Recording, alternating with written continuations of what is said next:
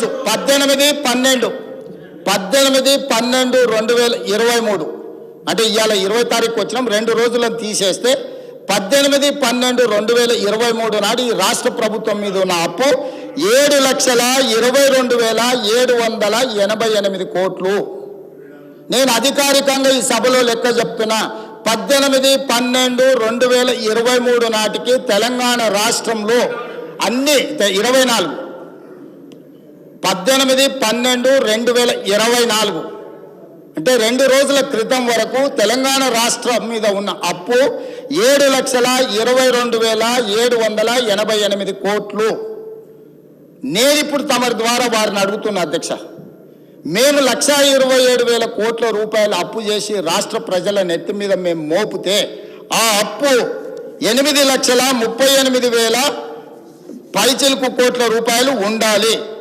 8,38,911 కోట్లు ఉండాలి.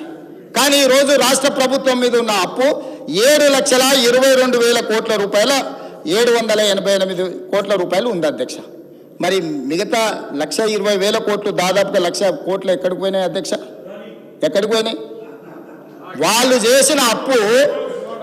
చేసిన అప్పు అసలు మిత్తి కట్టడానికి మేము ప్రభుత్వాన్ని అప్పచెప్పినప్పుడు ప్రతి నెల రాష్ట్ర ప్రభుత్వానికి ఉన్న సంవత్సరానికి భారము అప్పులు కట్టాల్సింది 6,500 కోట్లు.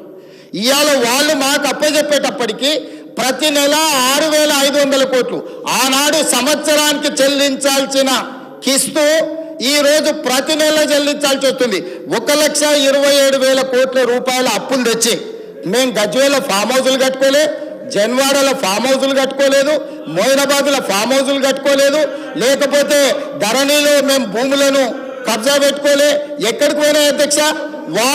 వాళ్ళు చేసిన పాపం. వాళ్ళు 10 ఏళ్ళ బొచ్చడు తప్పులు, పుట్టెడు అప్పులు. వాళ్ళు చేసిన తప్పులను సరిదిద్దడానికి, వాళ్ళు తెచ్చిపెట్టిన అప్పులను కట్టడానికి, అప్పులు కట్టడానికి మళ్ళీ అప్పులు చేయాల్సి వచ్చింది అధ్యక్ష. వాళ్ళు చేసిన అప్పులకు మిత్తిలు కట్టాలంటే మళ్ళీ బ్యాంకులో పోయి తేవాల్సి వచ్చింది అధ్యక్ష.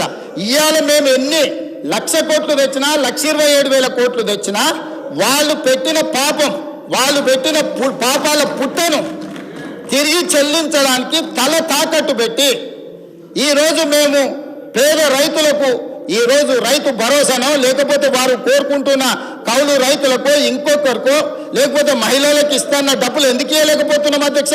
ఫీజు రియంబర్స్మెంట్ ఎందుకు సమయానికి ఇవ్వలేకపోతున్నాం? హాస్టల్ బిల్లులు ఎందుకు సమయానికి మేము కట్టలేకపోతున్నాం? ఎందుకు తులం బంగారము కళ్యాణ లక్ష్మి షాది ముబారక్లో ఇవ్వలేకపోతున్నాం? ఇవన్నిటికీ ఉన్న ఆదాయం మొత్తం, తెస్తున్న అప్పులు మొత్తం వాళ్ళు చేసిన పాపాలకు చెల్లించడానికే పోతుంది అధ్యక్ష. ఇదే 1,27,000 కోట్లు, ఇదే 1,27,000 కోట్లు నా దగ్గర ఉంటే వాళ్ళు చేసిన పాపాలకు, వాళ్ళ తప్పులకు, వాళ్ళ అప్పులకు చెల్లించే భారం నా మీద పడకపోయి ఉంటే ఈ 1,27,000 కోట్లతోని తెలంగాణ రాష్ట్రంలో అద్భుతాలు సృష్టించేటోని అధ్యక్ష. నేను ఏ రైతు కూడా అన్ని పండించిన పంటలకు గిట్టుబాటు ధర ఇచ్చి ఉండేటోని అధ్యక్ష ఉండుంటే, ఏ పిల్లవాడికి కూడా ఫీజు రియంబర్స్మెంట్ ఒక్క రోజు కూడా బకాయి లేకుండా చెల్లించటోని అధ్యక్ష. ఏ ఆరోగ్యశ్రీ మన హాస్పిటళ్లకు అక్బరుద్దీన్ ఓవైసీ గారు పదే కలిసి ఆరోగ్యశ్రీ బిల్లులు చెల్లించండి, హాస్పిటల్ బతకలేకపోతున్నాయి, డాక్టర్లు జీతాలకు ఇవ్వలేకపోతున్నాం అని చెప్తుంటే అడగక ముందే నెల అడ్వాన్స్ ఇచ్చి ఉండేటోని అధ్యక్ష. ఇవాళ ఈ రాష్ట్రంలో సంక్షేమ పథకాలు, అది రైతు భరోసా కావచ్చు, లేకపోతే రైతు రుణమాఫీ కావచ్చు, లేకపోతే ఫీజు రియంబర్స్మెంట్ కావచ్చు, ఆరోగ్యశ్రీ కావచ్చు, లేకపోతే పేద ప్రజలకు ఎన్నికల్లో ఇచ్చిన 6 గ్యారంటీలలో ఏదైనా ఒక గ్యారంటీ ఆలస్యమైందంటే ఆ పాపం ఈ పాపాత్ములదే అధ్యక్ష.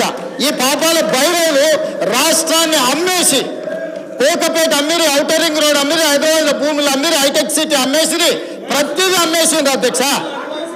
వైన్ షాపులు లాస్ట్కు మన ఏమంటారు మన బలహీనతను కూడా 6 నెలల ముందుగానే అమ్మేసుకున్నారు అధ్యక్ష వైన్ షాప్ల పేర్ల మీద. ఒక్క వైన్ షాప్ ఇస్తామంటే 100 అప్లికేషన్లు తీసుకున్నారు, వాళ్ళ పైసలు కూడా వాపసు ఇవ్వలేదు అధ్యక్ష. పాపం ఏదో వ్యాపారం అవుతుందని వారు 50,000 కడితే 1,000 కోట్ల రూపాయలు అవి కూడా కొల్లగొట్టి, అంటే వ్యసనాలు ఉన్న వాళ్ళను కొల్లగొట్టారు, వ్యాపారాలు చేసిన వాళ్ళని కొల్లగొట్టారు, 60 ఏళ్ళు మనం సృష్టించిన సంపదను కొల్లగొట్టారు, కాంట్రాక్టర్ల పేరు మీద కొల్లగొట్టారు, బ్యాంకుల పేరు మీద. అధ్యక్ష, ఏమైనా అప్పు తెచ్చుకుంటే మిత్తి అనేది అడుక్కుంటాం మనం. మరే తక్కువ చేయబా మిత్తి ఎట్లా ఇట్లా అయితే అని వాళ్ళు తెచ్చిన అప్పు ఎంత రేటుకు తెచ్చినరో తెలుసా అధ్యక్ష? 11.5%. ఉరి తీసినా తప్పు లేదు అధ్యక్ష. 11.5%. ఎక్కడైతే జాయికా, వరల్డ్ బ్యాంక్, ప్రపంచంలో గొప్ప గొప్ప బ్యాంకులు కొన్ని ప్రాజెక్టులకు 2% నుంచి 4% మిత్తితో అప్పులు ఇచ్చేది ఉంటే 11.5%తో అప్పులు తేవడం వల్ల ఈరోజు వేలాది కోట్ల రూపాయలు మిత్తికే కట్టాల్సి వస్తుంది అధ్యక్ష.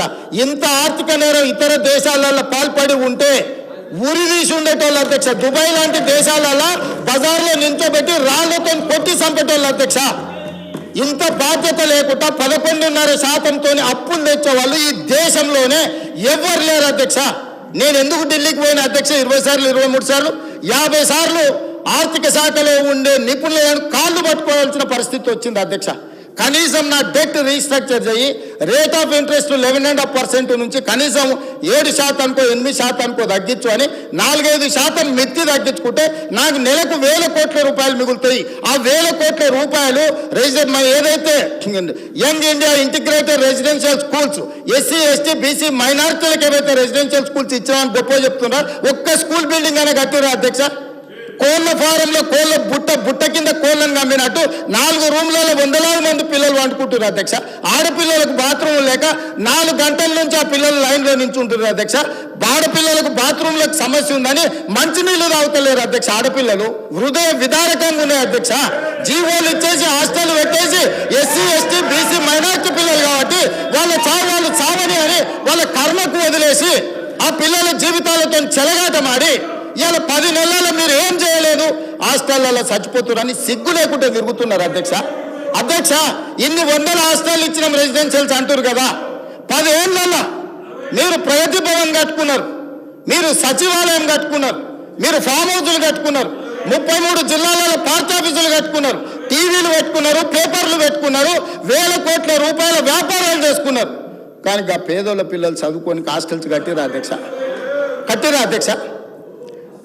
లక్షలాది పిల్లలు అధ్యక్ష, మన పిల్లలు అధ్యక్ష. ఎవరి పిల్లలు అధ్యక్ష? వాళ్ళు మీకు అధికారం కట్టబెట్టిన వాళ్ళ తల్లిదండ్రులు కాదా? వాళ్ళు మన కుటుంబ సభ్యులు కదా?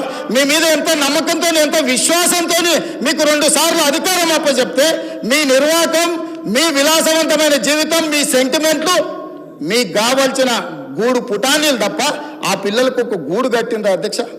10 ఏళ్ళలో ఎన్ని హాస్టల్స్ కట్టినరు?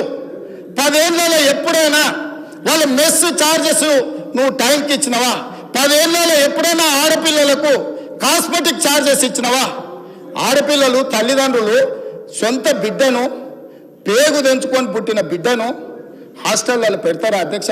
ఎంత పేదరికం ఉంటే, ఎంత తప్పని పరిస్థితి ఉంటే ఒక తల్లి, వీళ్ళు శ్రీమంతులు, వాళ్ళ పిల్లల పట్ల వాళ్ళకి ప్రేమ ఉండొచ్చు, కానీ శ్రీమంతులకు వాళ్ళ పిల్లల మీద ఉన్న ప్రేమ పేదోళ్ళకు లేదా అధ్యక్ష? మా దళితులకు, గిరిజనులకు, ఆదివాసులకు వాళ్ళ పిల్లల మీద ప్రేమ లేదా? ఆ ప్రేమ ఉన్నా ఆ ప్రేమను చంపుకొని కప్పి పుచ్చుకొని ఆ ఆడబిడ్డల్ని ప్రభుత్వ పాఠశాలలో చదివించడానికి పంపిస్తే బాత్రూంలో కట్టేనందుకు 10 ఏళ్ళ సిగ్గుతో తల వంచుకొని ముక్కు నేలకు రాసి క్షమాపణ చెప్పాలి దళిత గిరిజన ఆదివాసీ సమాజానికి అధ్యక్ష. ఇవాళ మొత్తం చెల్లక వారు రావట్లేదు, వారు వస్తారేమో కడుగుదామని సంవత్సరం నుంచి ఎదురు చూసిన అధ్యక్ష. ఇవాళ సందర్భం వచ్చింది కాబట్టి ఈ అంశాలన్నిటినీ నేను ప్రస్తావిస్తున్నా అధ్యక్ష. నాకు ఆ బాధ, దుఃఖం, ఆవేదన ఉంది కాబట్టి 40% నెట్ ఛార్జెస్ పెంచిన, 200% కాస్మెటిక్ ఛార్జెస్ పెంచిన, నా ఆర్థిక మంత్రిని పిలిచి స్ట్రిక్ట్ ఇన్స్ట్రక్షన్స్ ఇచ్చిన, నా ఫైనాన్స్ సెక్రటరీకి చెప్పిన, నువ్వు గ్రీన్ ఛానల్ వాళ్ళకి పేమెంట్ లేకపోతే నిన్ను సస్పెండ్ చేస్తానని అధికారిక వార్నింగ్ ఇచ్చిన అధ్యక్ష. ఇది నా నిబద్ధత. నీలాక కాంట్రాక్టర్ల కోసం, కమిషన్ల కోసం ఔటర్ రింగ్ రోడ్ అమ్ముడు, లేకపోతే కోకాపేటలో భూములు అమ్మి కాంట్రాక్టర్లకు ఇచ్చి కమిషన్లు పెట్టలే అధ్యక్ష. ఇవాళ నా నిబద్ధతను నువ్వా క్వశ్చన్ చేసేది? మీ స్థాయి ఎంత, మీరెంత నా గురించి మాట్లాడడానికే? ఇవాళ పరిపాలన మీద నాకా మీరు చదువు చెప్పేది? 10 ఏళ్ళు సర్వనాశనం చేసి, రాష్ట్రాన్ని తాకట్టు పెట్టి, రాష్ట్రాన్ని బొందల గడ్డ వేసి, 50-60 లక్షల మంది స్టూడెంట్ జీవితాలతో చెలగాటమాడి, పోటీ పరీక్షలు పెట్టకుండా, బడులు జరపకుండా, 10వ తరగతి పరీక్షలు నిర్వహించలేని